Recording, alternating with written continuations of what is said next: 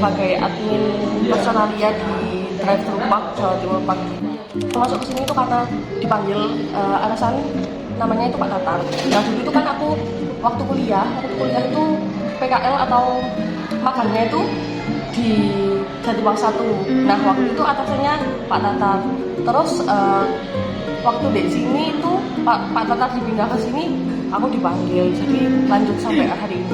Aku masih baru sih, masih baru masuk itu bulan Maret, jadi sampai hari ini kurang lebih 7 bulan. Kuliahnya di Politeknik di Malang, jurusan Manajemen Pemasaran.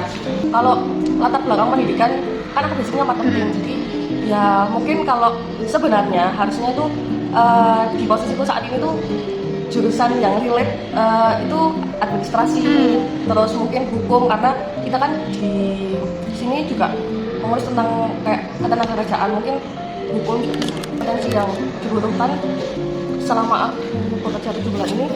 Paling banyak sih kita harus pintar-pintar komunikasi ya, komunikasi. Terus yang kedua itu juga bagaimana cara menyelesaikan masalah kan, karena kan yang dihadapi aku saat ini, di posisiku saat ini kan SDM dari perusahaan. Nah, bagaimana cara aku itu bisa komunikasi dengan baik dengan ke karyawan, bagaimana menyelesaikan masalah yang karyawan hadapi. Ini sih kalau bisa kalau boleh dibilang itu banyak dukanya. Kenapa? Karena yang pertama dukanya karena banyak yang nggak suka, karena kan juga posisi saat ini berhubungan dengan HRD.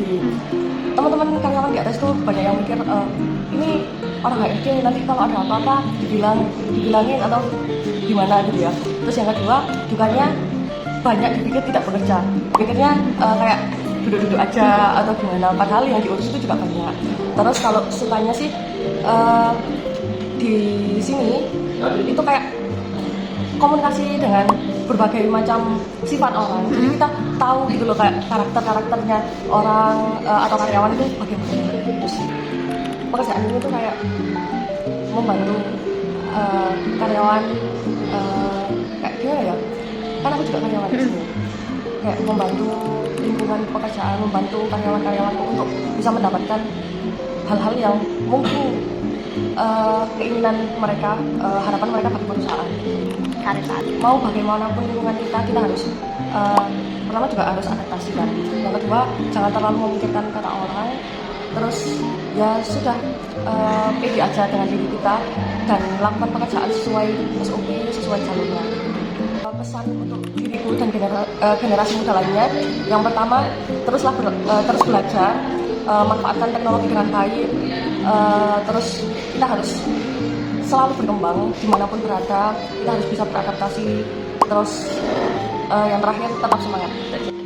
Kalau harapan berharap karirku terus naik, terus melejit ya. Saat ini Algoja itu berharap ya bermanfaat bagi perusahaanku. Semoga bisa terus berkembang lebih baik, terus bisa merangkul karyawannya dengan komunikasi terbuka dan sebagainya.